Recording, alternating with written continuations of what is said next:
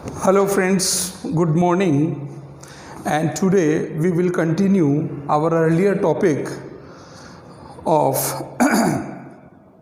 science, in which we were studying about the structure of an atom. Okay friends, so earlier we have discussed about the J.J. Thomson's model. After all, we have discussed about the Rutherford's model, but there were few drawbacks in the Rutherford models. So that's why a new scientist, that's named Mr. Niels Bohr. Niels Bohr made some changes. He gave a new theory about the atoms. तो उन्होंने atom का friends एक नया theory दिया. उनके according जो atom है वो बिल्कुल डिफर है. So what was the postulates? उसके पोस्टुलेट्स क्या थे? So these were the two postulates. The postulates of the Bohr, first one, only certain special orbits known as discrete orbits of electron. Okay friends, कि ये जो electrons move करते हैं वो एक सर्टेन, फॉर एग्जांपल ये अपने पास में एक एटम है और ये इसका न्यूक्लियस है, तो इसके ये सर्टेन ऑर्बिट्स होते हैं. इस ऑर्बिट में ही वो रिवॉल्व करेंगे, ऐसा नहीं वो कहीं भी मूव कर जाएंगे. बिकॉज रदरफोर्ड उसने क्या कहा कि they are revolving around the nucleus, but he doesn't describe about a certain orbit. एक सर्टेन ऑर्बिट का नाम नहीं दिया. Okay friends, so this is the first thing. What's about the second one?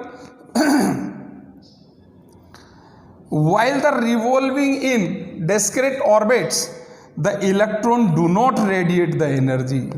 It mean जब वो electron उस orbit में revolve कर रहे हैं तो वो अपना एनर्जी को लूज नहीं करेंगे, उनका एनर्जी डिक्रीज नहीं होगा, रेडिएट नहीं होगा. It's a clear.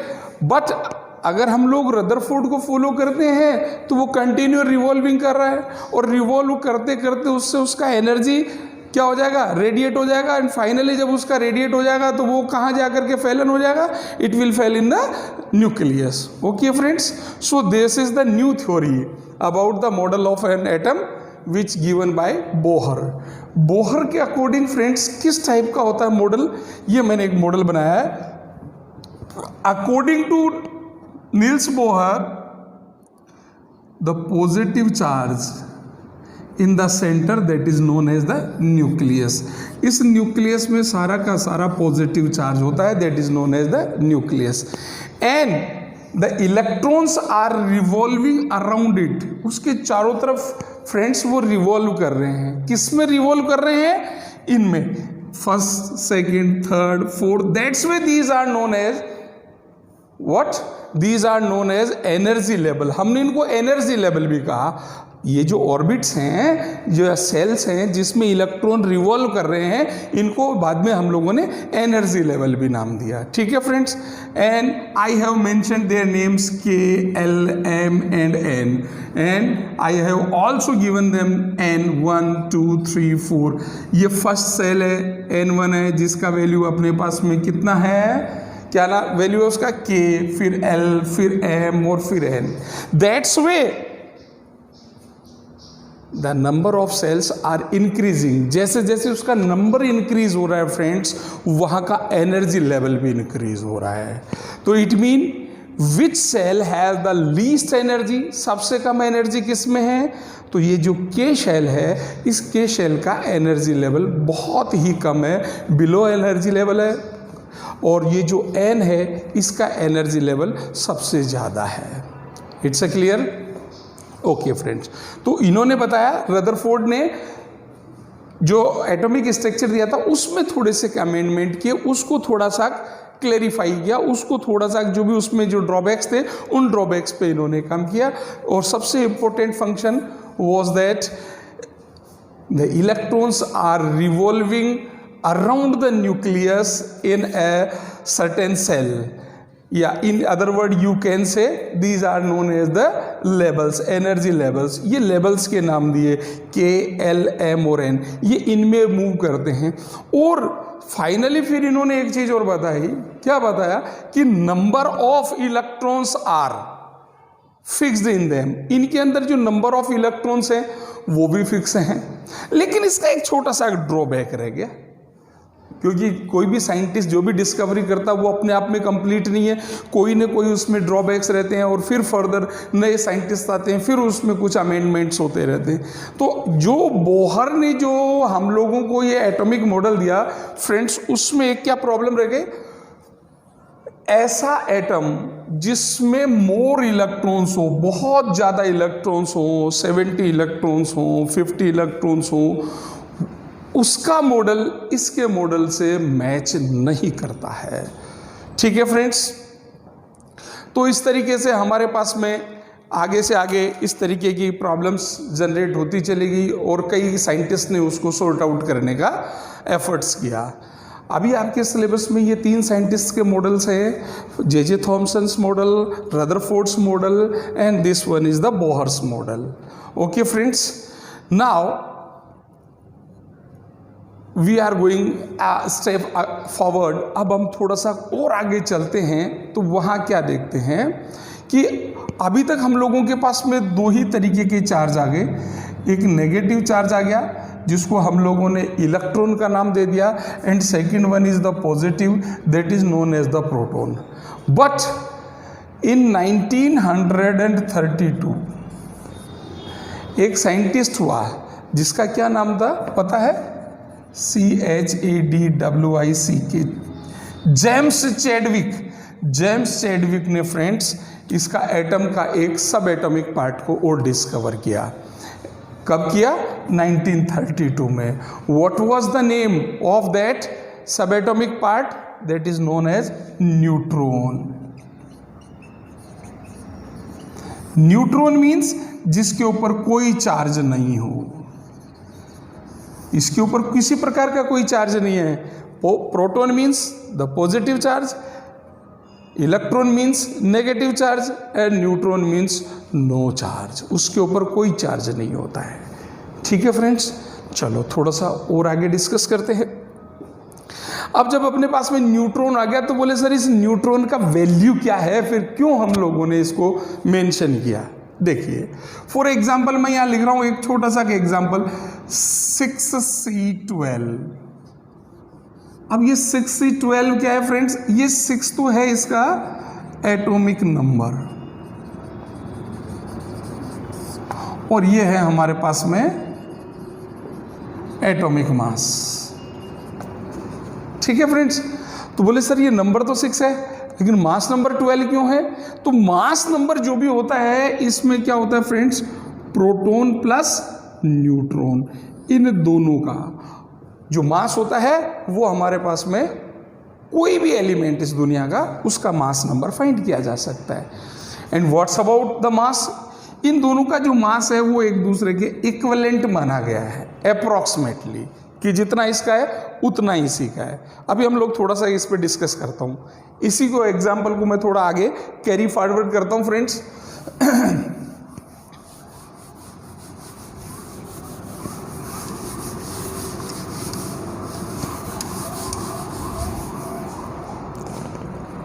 What is this? 6C12. So,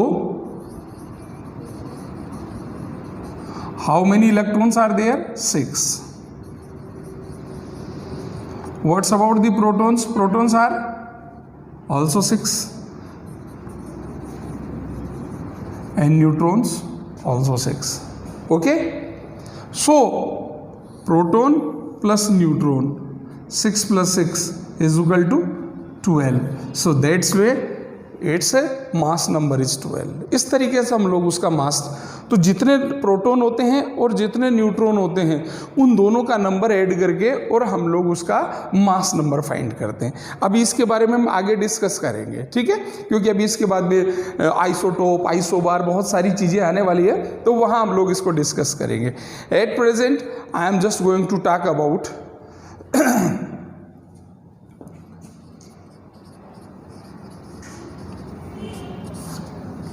ये जो इलेक्ट्रॉन्स हैं इनका डिस्ट्रीब्यूशन कैसे होता है?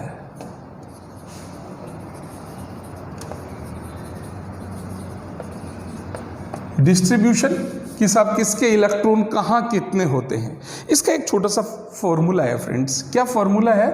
That is 2n²।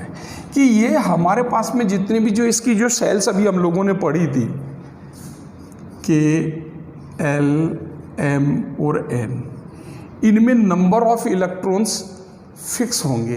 कैसे होंगे?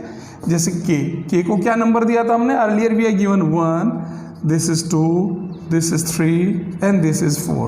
That's why we have given 1 to 4 number. So what are the maximum number of the electron in K shell? K shell में कितने इलेक्ट्रॉन्स होंगे? So you have to put the values 2n²। So what's about the 1²? 1² is equal to 1, तो 2 1 जा 2, तो इसमें कितने electrons होंगे friend? 2। What's about the L? L में कितना होगा? 2² so 2 2 जा 4, 4 into 2, that's way 4 into 2 is equal to 8। तो जो सेकंड शेल होगा उसमें 8 इलेक्ट्रॉन होंगे। Okay friends, what's about the third one? 2 and this is the 3² so that's way 3 3 जा 9, 9 2 जा 18 and 2 4², then 4 4 जा 16, 16 2 जा 32। so that's way हम लोग क्या कर फाइंड कर सकते हैं? We can find out the electronic configuration और the number of the electrons which are filled in their cells. कि जो सेल्स होती हैं जो हमारे पास में, जिसको हम दूसरे शब्दों में एनर्जी लेवल भी बोला, कि किस तरीके से ये इलेक्ट्रॉन का कॉन्फिगरेशन होता है, किस तरीके से ये हमारे पास में इसका डिस्ट्रीब्यूशन होता है। ठीक है, अब मैं आप लोगों को कुछ एग्जाम्पल्स यहाँ सॉर्ट आउट करके बताता हूँ। ठीक है friends, okay. First of all I am going to talk about the hydrogen. ये आपका फर्स्ट एलिमेंट है हाइड्रोजन। तो वो हाइड्रोजन जो होता है इसका एटॉमिक नंबर कितना है? 1 है। तो एक चीज याद रखना कि जिसका जितना नंबर है उतना ही उसमें क्या है? इलेक्ट्रॉन्स हैं। तो ये जो हाइड्रोजन है, इस हाइड्रोजन का इलेक्ट्रॉनिक कॉन्फिगरेंस क्या होगा?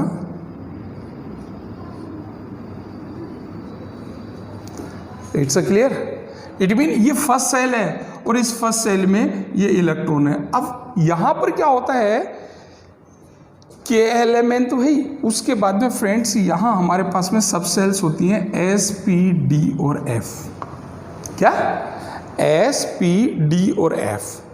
ये जो S सेल होती है, इस S में हमारे पास में मैक्सिमम 2 इलेक्ट्रॉन आ सकते हैं। जो P होता है इसमें मैक्सिमम इट में कंटेंट 6 इलेक्ट्रॉन्स। D जो होता है, इस D में कितना होता है फ्रेंड्स? 10 इलेक्ट्रॉन्स। और F में होता है अपने पास में 14 इलेक्ट्रॉन्स। ठीक है, ये नंबर ऑफ इलेक्ट्रॉन्स कितने मैक्सिमम बता रहा हूं। अब कैसे वो देखिए, जैसे सबसे पहले ये हाइड्रोजन है। अब हाइड्रोजन में कितना इलेक्ट्रॉन है? 1 इलेक्ट्रॉन है। तो 1 इलेक्ट्रॉन है तो इसका कॉन्फिगरेंस अगर कोई पूछ ले क्या होगा इलेक्ट्रॉनिक, तो ये हो जाएगा 1s1। बोले सर ये कॉन्फिगरेशन किस तरीके से होता है? कॉन्फिगरेशन का मतलब क्या हो गया कि ये कैसे बढ़ता है? तो फर्स्ट वाले में ये S ही सेल है, फर्स्ट सेल S है। तो इस S में कितने मैक्सिमम 2 आ सकते हैं, लेकिन 1 भी आ सकता है। मैक्सिमम 2 है लेकिन 2 से कम भी आ सकता है, लेकिन 2 से ज़्यादा नहीं आ सकता। समझ रहे हैं मेरी बात को? कि जो जिसका जितना नंबर है, जैसे अभी P है, अब P का मैक्सिमम लिमिट मैंने कितना बताया फ्रेंड्स आपको? P का मैक्सिमम लिमिट मैंने बताया, आई हैव टोल्ड यू 6।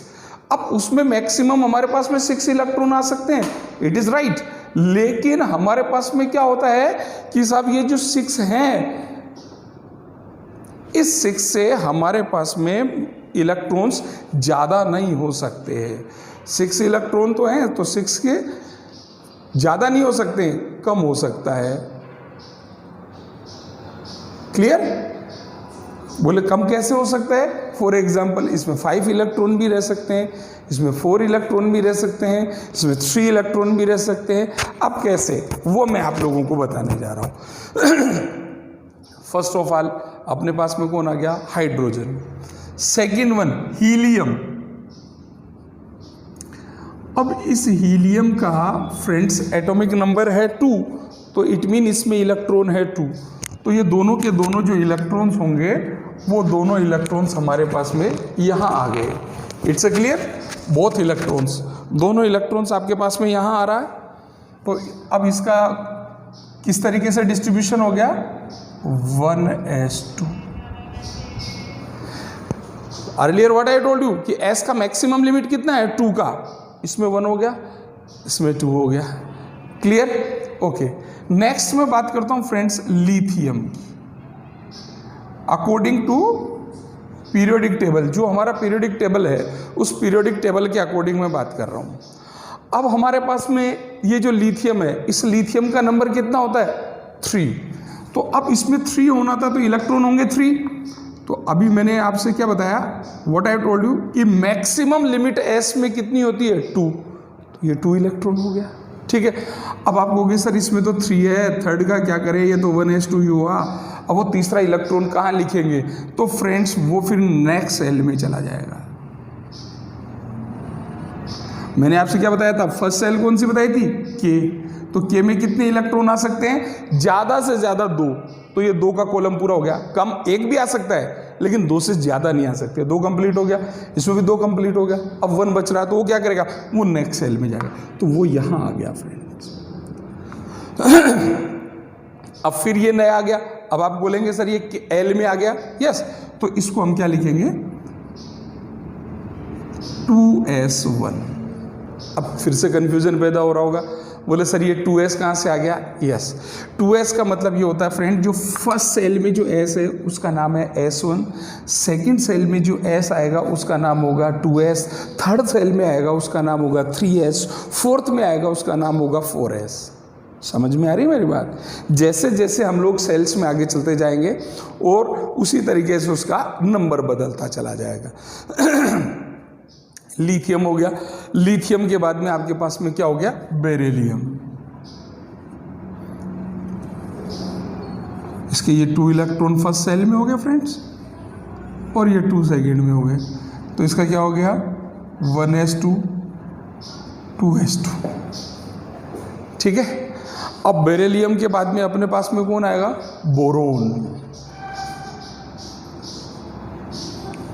अब बोरोन में फर्स्ट सेल में 2 इलेक्ट्रॉन हो गया, उसके बाद में अब इनका नंबर बताता जा रहा हूँ, देखिए बार बार में लिखने की जरूरत नहीं। इसका नंबर 1 था, ये 2, ये थर्ड, ये फोर्थ, ये फिफ्थ नंबर, तो अब इसमें इलेक्ट्रॉन भी 5 होंगे। अब 5 होने का मतलब क्या हो गया, ये 1 2 3, आउटर मोस्ट सेल में 3 हो गया, इसमें 2 हो गया। अब इसका किस तरीके से डिस्ट्रीब्यूशन है, 1s2 2s2, क्यों, अब s का क्या हो गया, कैपेसिटी कितना है 2 का है, s फुलफिल हो गया। अब क्या बच गया, अब अपने पास में टोटल इलेक्ट्रॉन तो रहे 5, यहाँ 4 ही आ रहे, बोले 1 को क्या करें। अब उसके बाद में हम ये जो सेकंड सेल है इसमें कौन है, s भी है और p भी है, तो अब वो चला जाएगा हमारे पास में 2p1। p का लिमिट कितना बताया बेटा मैंने, 6, तो इसमें 1 भी आ सकता है, 2 भी आ सकता है, 3 भी आ सकता है, 4 भी आ सकता है, 5 भी आ सकता है, 6 भी आ सकता है, बट नॉट मोर देन 6, लेकिन 6 से ज़्यादा नहीं आएगा। क्लियर है, ओके। अब मैं बात करता हूँ कार्बन का। तो कार्बन में क्या हो जाएगा फ्रेंड्स, ये 1 और ये 2, 1 2 3 4, 4 और 2 6 हो गया। अब ये अपने पास में हो गया 1s2 2s2 2p2, और ये ऊपर वाला नंबर काउंट करके देख लो, ये इलेक्ट्रॉन्स हैं 2 and 2 4 और 2 6, इसका 6 हो गया, 2 and 2 4 and 1 5, ये 5 हो गया, 2 and 2 4, ये 4 हो गया। ये उसके ऊपर हमारे पास में नंबर ऑफ इलेक्ट्रॉन्स की काउंटिंग होती चली जा रही है। ठीक है, आफ्टर ऑल 7 नंबर पे हम लोग लेते हैं friends nitrogen. 1 2 3 4 5 6 7, outermost cell में 5 हो गए। अब इसका किस तरीके से अपने पास में कॉन्फ़िगरेशंस होगा, तो ये अपने पास में हो जाएगा 1s1 1s2, 2s2 and 2p3। ये 2p कब तक चलेगा? जब तक इसमें नंबर 6 नहीं आएंगे, जब तक 2p चलता रहेगा। ठीक है।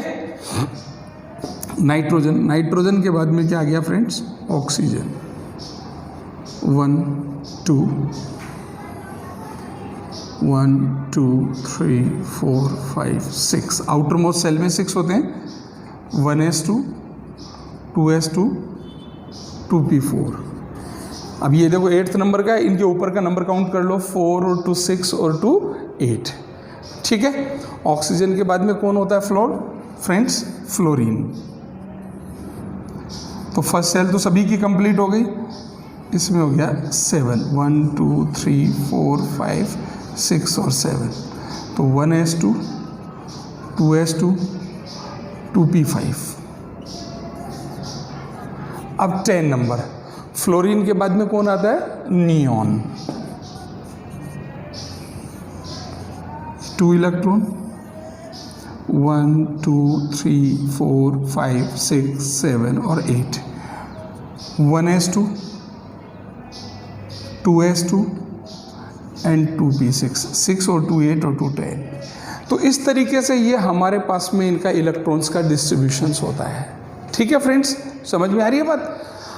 अब ये इलेक्ट्रॉन का डिस्ट्रीब्यूशन के साथ में मैं आपको अब एक छोटी सी चीज़ और बताता हूँ। बोले सर वो क्या चीज़ होती है? अब हमारे पास में यहाँ दोनों तीनों चीज़ें बता देता हूँ मैं आपको कि साहब इसमें इलेक्ट्रॉन कितने हैं, प्रोटॉन कितने हैं और न्यूट्रॉन कितने हैं। ठीक है। अभी जैसे मैं हाइड्रोजन की बात करता हूँ, तो इस हाइड्रोजन के अंदर हमारे पास में इलेक्ट्रॉन, प्रोटॉन और न्यूट्रॉन। तो कितना हो गया फ्रेंड्स? इलेक्ट्रॉन कितना हुआ? 1। प्रोटॉन कितना हुआ? 1। और न्यूट्रॉन कितना हुआ? 0, क्योंकि इसका एटॉमिक मास 1 है। ठीक है। तो वो 1 इसी की वैल्यू होगी। क्योंकि न्यूक्लियस में कौन है? ये दोनों न्यूक्लियस में। तो न्यूक्लियस में जो जितना रहता है उसका मास उसके अकॉर्डिंग होता है। ठीक है। तो ये बात तो हम लोग पहले भी पढ़ते आ रहे हैं। अब यहां एक नया वर्ड आ रहा है,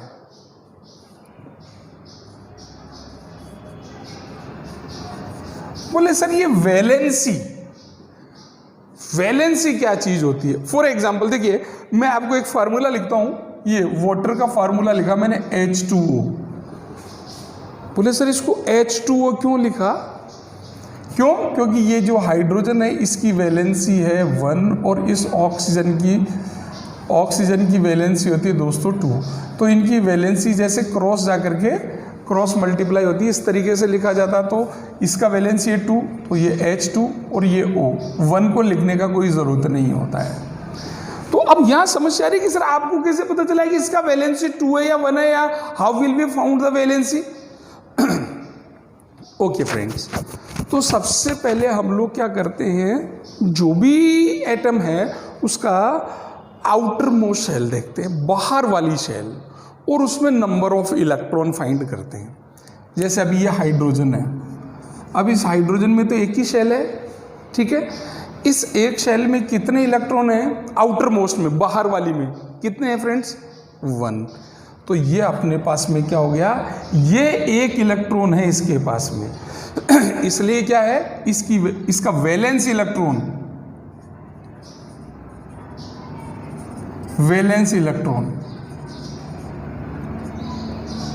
इसका वैलेंस इलेक्ट्रॉन भी 1 है और वैलेंसी भी 1 है। वैलेंस इलेक्ट्रॉन का मतलब क्या होता है फ्रेंड्स? जो आउटर मोस्ट शेल होती है किसी भी एटम का, उसमें जो नंबर ऑफ इलेक्ट्रॉन्स होते हैं। So the number of electrons which are found in the outermost shell of an atom is known as yes absolutely right, valence electron. उनको वैलेंस इलेक्ट्रॉन कहते हैं। और बोले वैलेंसी का मतलब होता है जो जितने इलेक्ट्रॉन या तो गेन करे या डोनेट करे, या तो वो ले या दे दे। गेन करना और डोनेट करना, उसके अकॉर्डिंग हम लोग उसकी वैलेंसीज फाउंड करते हैं।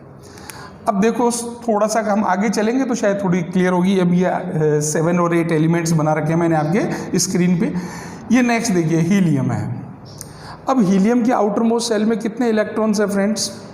2 इलेक्ट्रॉन्स हैं। तो वैलेंस इलेक्ट्रॉन तो कितने हो गए? 2। और इसकी वैलेंसी कितनी होगी? 0। बोले सर 0 क्यों? अभी मैंने क्या बताया, ये शेल कंप्लीट हो गई। ये जो के शेल थी, इस के शेल में कितने इलेक्ट्रॉन चाहिए थे? 2।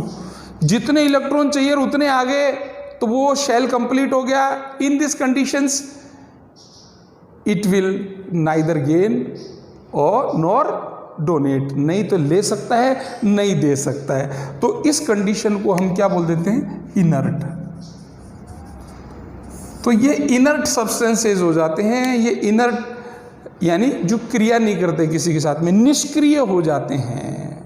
ठीक है, अभी हम थोड़ा आगे पढ़ेंगे तो ये सब जीरो ग्रुप में आता है। इनको जीरो ग्रुप भी इसीलिए कहते हैं। क्यों कहते हैं जीरो ग्रुप?